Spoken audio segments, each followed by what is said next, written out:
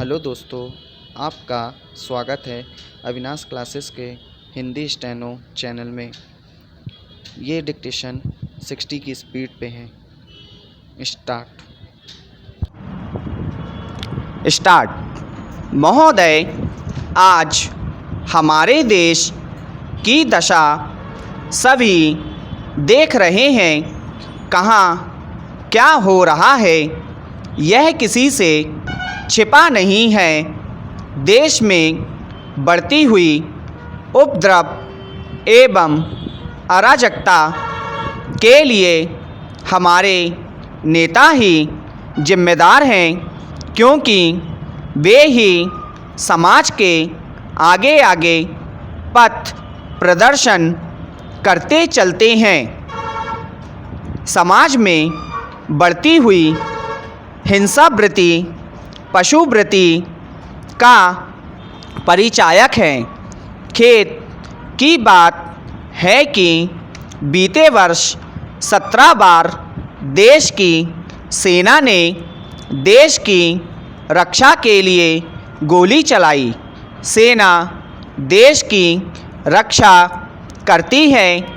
आप सोचिए, जब सेना देश में ही देश की जनता के ऊपर देश की समस्याओं को हल करने के लिए गोली का इस्तेमाल करे, बल प्रयोग करे, तो देश की क्या दुर्दशा होगी।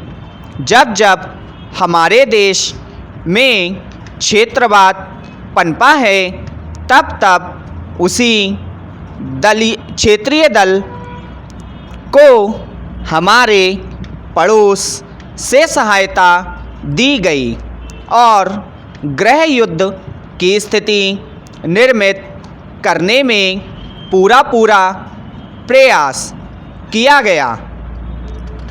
यह बात अलग है कि हमारे देश की जनता ने दुश्मन के भाव को समझकर समस्या का निदान देश में ही कर लिया और दुश्मन को मुंह की खानी पड़ी। सबसे खतरनाक बात तो यह है कि सीमा पार आतंकवादी प्रशिक्षण संस्थान खोले गए और इन संस्थानों में निःशुल्क प्रशिक्षण देकर हमारे देश में घुसपैठ कराई जाती है और सारा विश्व इस बात को जानता है, पर वह चुप्पी साधे हुए है। अगर यह सिलसिला चलता रहा और देश की रक्षा में कमी की रफ्तार इसी तरह से बढ़ती गई, तो वह दिन दूर नहीं है जब इस देश का दिवाला निकल जाएगा। वैसे भी अर्थशास्त्री भारतीय अर्थव्यवस्था से काफ़ी चिंतित हैं और वे कई गोष्ठियों में अपनी चिंता बता चुके हैं।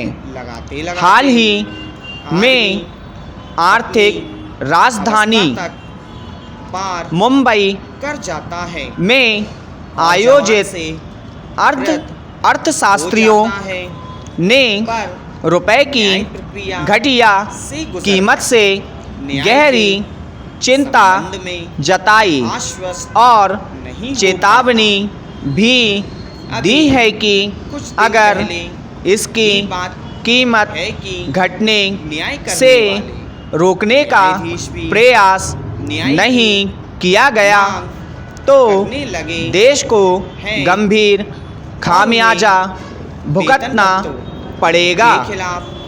स्टॉप। राज्य सरकार के विरुद्ध हड़ताल पर जाना पड़ा और न्याय की प्रतीक्षा करने के लिए कतारबद्ध रहने को विवश होना पड़ा।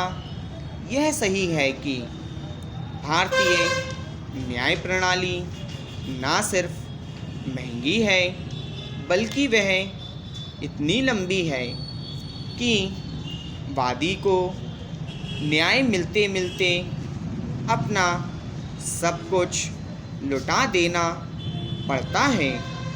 विधि एवं न्याय मंत्री का यह मत हो सकता है कि सरकार के पास अभी इतना पैसा नहीं है कि आम आदमी को सस्ता और सुलभ न्याय आसानी से दिला सके।